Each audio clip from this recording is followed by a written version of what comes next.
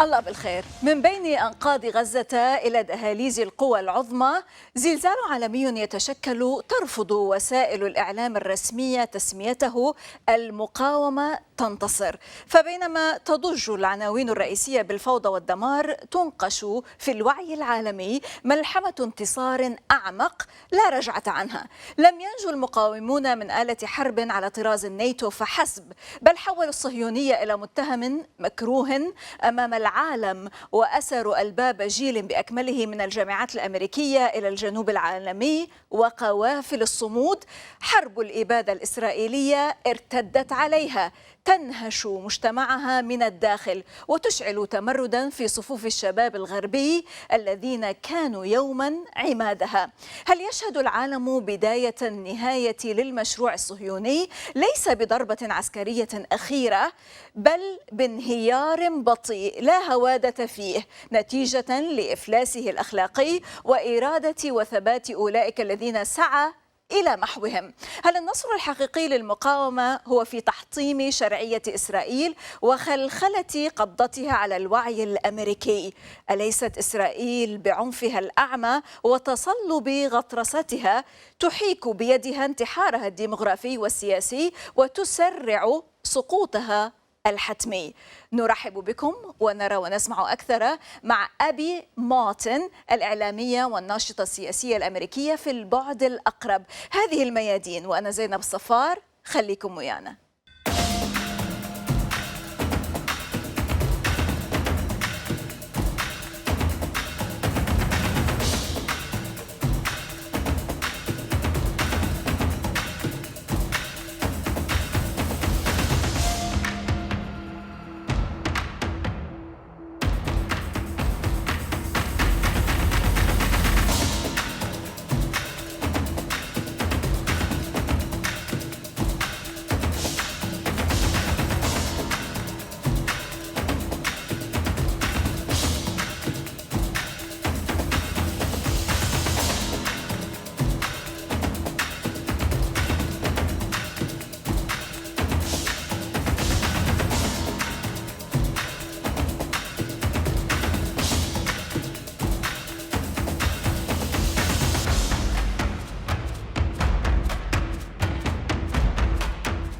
Abby Martin, journalist, activist and filmmaker. Salama, welcome to Al Mayadeen. This is the Proximate aspect. Pure pleasure to have you, Abby.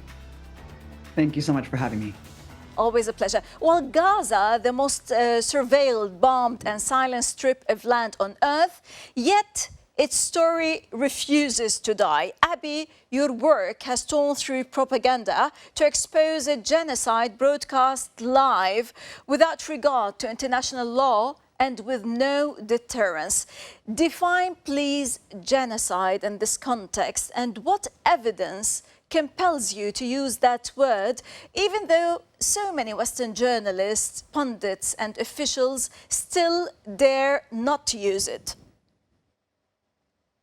I mean, I'll defer to legal experts such as Francesca Albanese to, her body of work, the ICJ ruling that happened just months after this genocide began, with 5 pages or more, just marking the genocidal intent, which of course is one of the hardest things to prove in these cases. Certainly not in the case of Israel. We have pages and pages ever since that document was submitted, dozens of pages of just actual blatant citations of the genocidal intent of Israeli leaders. I mean, this continues on to this day. So while people like Bernie Sanders finally came on board in agreement with the UN ruling 2 years into this, anyone who has been witnessing what has been happening on the ground, which is the wanton destruction, the intent to destroy an entire culture, every single aspect and facet of Palestinian life in Gaza, coupled with the ecocidal, ecological devastation. 1 million of 1.1 million olive trees have been completely destroyed. So all of the green space of what was once a vibrant wetland, the intentional destruction of the desalination plants, everything, when you couple it together, it is so clear as day that it is genocide, as well as every single genocide scholar, including Israeli scholars on genocide and the Holocaust, agree. Every single human rights organization, on the planet, and every single organization that deals with international law has declared as such. So anyone who's denying this is just denying reality at this point. And we know that genocide is the most grievous crime a state can commit. So my question is, how has it not been stopped at this point? Right. Abby, you constantly refuse, though, to condemn October 7th operation and the resistance. Today, after the Sharm el-Sheikh summit and the Trump deal, do you believe that the resistance won or lost? And was the operation worth all this destruction, displacement, and martyrs, as some might argue? Well, that will be up to the Palestinians to decide. I'm not Palestinian, but I can just say that, at this point, I think it's really absurd to have the inverted reality that we're looking at today, where Hamas and other armed factions within Gaza have been asked to demilitarize in order to, quote unquote, attain peace. Why is it that the entity that has been the victims of genocide for 2 years, and I would argue actually 77 years, the slow drip genocide of Zionism in general, why is it that that entity, which are victims of a modern day Holocaust, why is it that they're being asked to demilitarize? And we know that this is all a farce. They had offered to release the hostages within a month. So all of the tens of thousands of martyrs, all of the people who have been slaughtered needlessly, 20,000 children at least, of course, they didn't need to die. Of course, Israel didn't need to do this. They couldn't help but go full genocidal. It didn't matter what happened on October 7th. They would have used any precursor and pretense to go full genocidal and take the Gaza Strip and annex the rest of the West Bank. They were just waiting. They were waiting. So it didn't matter what Hamas did or didn't do. We know that they were offering to offer up the hostages within a month. So at this point, it's really hard to say. But I think that we all can agree that Israel has always reneged on every ceasefire deal. They will never adhere to any sort of peace settlement. And they have already killed dozens of Palestinians in blatant violation of the ceasefire deal. And they're continuing to basically not declare to withdraw. So it was a huge let up for Hamas to say, here's all the hostages. We're just going to act in good faith and just trust the Israeli state. They lie about everything. And we know that they're lying about this. They just want all of Gaza. And this is why they took 2 years to do that. Right. In this context, the Trump plan promised economic revival. You've argued it's actually an economic weapon. What's the proximate aspect here, Abby? What did you see in that plan that convinced you it was designed to repackage occupation, not end it? And do you think it will hold? No, I do not think it will hold. I think Israel should not be trusted, and it should be disarmed immediately and demilitarized. I mean, this is a genocidal nuclear-armed state that is But these continuing are to only bomb every dreams, single neighbor Abby. and renege on every single ceasefire negotiation. I mean, when you look at the actual peace deal, look at what they're talking about. Jared Kushner, who's personally profiting off of the settlements, Netanyahu's cabinet, there's no Palestinian at the negotiating table about what is the resettlement process going to look like? What is the restructuring, rebuilding, reconstructing process going to look like? When you look at the fine details, it's about the actual Israeli-controlled areas, not the Palestinian-controlled areas. So again, we're going back to an apartheid system, a perpetual occupation within Gaza, with these yellow lines that they're saying Israelis can rebuild among these yellow lines. But of course, Palestinians are going to be subject to another set of laws, a two-tiered system where they're barely going to get food, aid, and medicine, just like they have been since the siege was imposed on them in 2007. But do you ever think that Israel would be, if all the free people of the world called for a demilitarized Israel, do you think that this would ever happen? Well, that's why, as an American citizen, I understand that Israel is only a puppet of the U.S. imperialist system and the U.S. military empire that's being imposed by my government, subjugating tens of millions of people around the world. And that's why, as an American, I can only do what I can to lobby my government. Exactly. We can't do anything about what Israel is doing unless we stop the American government from arming and subsidizing these genocidal policies. We've seen at the UN Security Council vote. We know what the other countries are willing to do and what they're willing to not do to step up to the United States, which is the real threat to the world here. We are the only reason that Israel is allowed to do what it's doing. Exactly. Now, today, is the world witnessing the beginning of the end so to say, for the Zionist project, not by a final military blow perhaps, but by a slow and ruthless collapse from its own moral bankruptcy and the unyielding will of those it sought incessantly to erase and annihilate. Yes, I've heard it said that, Zionism, not only is it predicated on just genocide and ethnic cleansing, so it's not a winnable strategy or ideology for peace. But aside from that, Zionism, on its face, the only thing that it knows how to do to survive is kill and kill and kill and to stay in the same place. That's not a winning strategy. That's why it's had to invest tens of billions of dollars into PR and propaganda to invert reality, to pretend like up is down and black is white for the last 50 plus years. But people have completely woken up to the nature of Israel. This is what Israel really is. This is what it's always wanted to do. We see the nature of Israeli society. We see the polling. This is not just anecdotal. We know that BDS, boycott, divestment, sanctions, and a giant movement outside to isolate Israel is the only thing that will bring down apartheid. And this is what's worked in the past with South Africa. I do think that we are seeing the beginning of the end of the Zionist state. It can no longer survive. We cannot accept as a global community an apartheid Jim Crow style segregated state that exists on occupation and bloodletting and genocide and bombing campaigns. We're seeing the state refuses to stop expanding, refuses to stop bombing, and reneges on every ceasefire negotiation with all of its neighbors. So at this point, it cannot be trusted. It cannot be trusted with nuclear arms.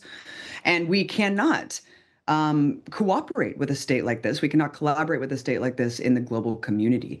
Right. So I think that it is the beginning of the end. Certainly when it comes to the propaganda, people have woken up and there is no going back. And now the entire community and the entire world at large know that this is an apartheid state committing genocide. And now the conversation has to become, what can be done? How can we hold those crimes accountable? In a similar vein, Abby, has the resistance to victory been not on the battlefield, but in permanently shattering Israel's legitimacy and its grip on the American psyche and ethos today? Is Israel's relentless violence ultimately engineering its own demographic and political suicide and demise? Of course. I mean, whenever you kill scores of people, those people's relatives and generational spawn will grow up wanting revenge and wanting to take down the entity that destroyed all of their lives and futures. And the countless victims of this genocide, Palestinians are good-natured people. They are the most resilient and beautiful people in the world. But all of this is going to result in untold amounts of horror and terror and generational trauma that will be unending. And I think that the resistance, you just have to look at polling in the United States, which is, of course, the hub of Zionism. And you look at polling here, young Jews, not just young Americans, young Jews sympathize with Hamas, not just Palestine, Hamas over Israel. That's how much they've lost the plot. That's how much they've lost the propaganda In war. talking There's about no going back. Excuse me, allow me to jump in here. In talking about the youth, across the world, youth are marching actually from college campuses to digital spaces, to free people of the world, to the Samud flotilla, chanting Free Palestine. Abby, my first question, why is it that young people across continents see through propaganda faster than others? And B, is this a rebirth of global anti-colonial consciousness or just another viral cycle with no real consequence? I think to answer your first question, young people are plugged into social media. They are no longer being dictated to by tech overlords or Silicon Valley giants or Barry Weiss on CBS. We're not looking for corporate media to tell us the news. We're not looking at the New York Times to tell us what Palestinians think and believe. We're looking at Palestinians telling their own stories, dictating their own narratives for the first time. They never had that agency before. That's why we see the urgency to censor their voices and to consolidate these narratives on social media, because that's why we know we can just turn on our phones and we see Palestinians telling us. And that's gorgeous and that's amazing and inspiring and motivating to me. To answer your second question, this is something that I have never seen before. This is not a fad. This is not a trend. This is a resurgence and a burgeoning of an explosion of anti-colonial consciousness and resistance that has an international lens of solidarity. I have never seen Americans sustained for 2 years into civil disobedience actions. I have never seen Americans, even during the Iraq War resistance, had that international lens of solidarity with Palestinian brothers, Yemeni brothers, Sudanese brothers and sisters, understanding how we are all victims of global imperialism, how all of these struggles are intertwined and connected. And that's why my new goal is to try to intertwine the environmental movement with the anti-imperialist movement and understand how the ecological devastation of Gaza will impact everyone on the planet. And all of these issues are tied together. And I think people are really, really waking up to that and acting accordingly. Let's talk now Venezuela. The U.S. planned land strikes against so-called designated narco-terrorists, or as the rest of the world put differently, strikes on Venezuela. How do you read this provocation, Abby, by the U.S. empire meddling in other nations under certain pretexts? It's just another horrifying overstep. Imperial crimes being broadcast daily. I mean, these are snuff films of Pete Hegseth bragging, who's now the secretary of, the leader of the Department of War. And I'm happy that they are now lifting the pretense and showing the world exactly who we are, which is an imperial chauvinist empire, a military empire that will kill anyone who gets in its way, and will send a very clear message to the world that we can extrajudicially slaughter anyone at any time, put it on camera, and broadcast it for the world. Because we, in terms of the United States government, operate extra legally and extrajudicially. These, a dozen or so airstrikes on these fishermen boats. Again, 37 people have died in these airstrikes off the coast of Venezuela in a clear provocation of war, clearly trying to invoke some sort of hostile aggression so we can justify regime change, which the United States has been trying to do ever since Hugo Chavez won the election in 2002. There has been coup after coup attempt, seizure after seizure attempt to try to rob Venezuela blind of its oil, including the installation of a fake puppet, Juan Guaido, over the authority of Maduro, who is a legitimate democratically elected president that happens to oversee the largest oil reserves in the world. So when we're looking at a military empire that survives on fossil fuel, it's very clear that the intention of getting Venezuela's oil is the goal here. But these provocations and these bombings of these boats where they're killing dozens of fishermen with no trial or due process is just a horrifying example of the lengths that the U.S. empire will go to further its goals. Right. How free is free speech in the US of A today, Abby? What is your perspective as a journalist who helped found civilian journalism and who has been through legal battles over free speech?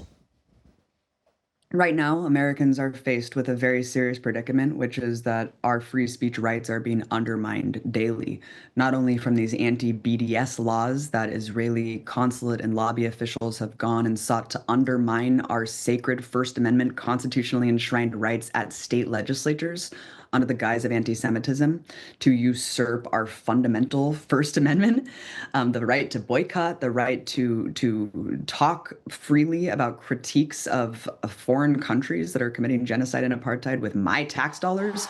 But aside from that, we see a very worrisome trend where now if you just voice things about Charlie Kirk, if you simply are critiquing U.S. foreign policy, this is kind of a catch-all now where it doesn't even matter if you are just a resident. Now there's threats if you're a legal citizen of this country, if you are simply saying things that the government does not like. Again, this is a heralded, cherished right that is sacred, right? This is the right that the United States actually touts to invade other countries and install plants and dictators in other countries because they claim that they don't have free speech. They don't have the right to assembly, while they are suppressing and repressing our most sacred right here. So it is, again, extremely hypocritical, extremely dystopian and draconian and terrifying to think of where this can go. Trump has not even been in office for a year, and we're already seeing our most sacred constitutionally held rights being eroded before our eyes, where at any point in the day, I am worried about the federal government coming and knocking on my door and seizing my devices. That's And the state there of is, America. Abby, there's a sense of a war of words when journalists use phrases like, for example, quote unquote, Hamas-run Gaza, Israel's right to defend itself, or tragic collateral damage. What are they really doing linguistically here? Look, all I'll say is that genocide does not happen in a vacuum. Genocide only happens because the propagandists seed the consent for genocide. When we're looking at the New York Times and there's painfully constructed haikus to absolve the entity murdering and slaughtering, to absolve the occupying force committing genocide, and to paint the victims as untrustworthy, that is intentional. That is a crime. That should be held accountable. This does not happen without the concerted effort from the corporate media structure to sow the seeds, to manufacture the consent. I just read a Pew poll back in May of the first year that the genocide was going on. Half of Americans didn't know if more Israelis died than Palestinians in the entirety of the conflict. Whose fault is that? That is the egregious propaganda from my corporate media. That is essentially an arm of the state. They are activated whenever manufacturing consent needs to happen, and they are activated here. It is so dystopian and disproportionate when it comes to Gaza reporting. But Abby, Israel supporters often say Gaza's suffering is quote unquote tragic but complex. Is complexity the new weapon of obfuscation in genocidal politics? It's just a war of rhetoric and words. This is the propaganda that's made it so overly difficult to talk about this issue, but it's the most simple issue in the world. It's the most clear-cut issue in the world. It's an occupation that is illegal. And this occupying force is besieging a population in a ghetto and committing genocide against them. In what reality would 2.3 million Jewish people be allowed to be caged inside of an Arab nation, half children, cut off their electricity and water, and then indiscriminately bomb them for 2 years? In what reality in our world would that be allowed to be possible? It is only the nature of anti-Islam, anti-Muslim bigotry that has made this justified. It is absolutely abhorrent that we are 2 years into this and that people have just thought that this is a complicated issue. No, we've watched babies being starved. I've watched the skeletal remains of Palestinians being carried out by the dozens in trucks. I've watched Israel dumping out bodies that are unmarked, stealing their organs. This is not complicated. This is very simple. It is only due to propaganda and political censorship that Americans and also the world didn't know. This is the most documented atrocity of our time. Sure. And it is a disgrace that it took a genocide for people to wake up. One last word for Gaza, Abby. Gaza will be free. Palestine will be free. Zionism has a shelf life. Zionism cannot survive. Right. Democracy, freedom, rights, humanity, that is the future. Empathy is the future. Collective liberation, Palestinian liberation, is the cornerstone of humanity's collective liberation. And we've all woken up to that in the last 2 years. Abby Martin, who helped found the Citizen Journalism, thank you very much for taking the time to answer my questions. Have a good day, Abby. Thank you. جيل تائه في أمريكا اليوم، شباب غاضب مثقل بالديون عاجز حتى عن استئجار شقة أو شراء مستقبل، يراقبون حكومتهم تمول حرب الإبادة في غزة من مالهم بينما تضيق الخناق على جامعاتهم ومؤسساتهم بسبب العجز المالي. أزمة اقتصادية متفاقمة وخانقة، دين عام يتضخم وإغلاق حكومي يشل البلاد.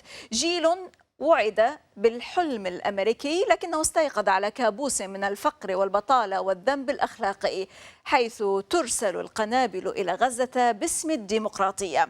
إذا كانت غزة مرآة أخلاقية لعصرنا، فماذا ستقول الأجيال المقبلة عندما تسأل من وقف متفرجا بينما يمحى شعب على الهواء مباشرة؟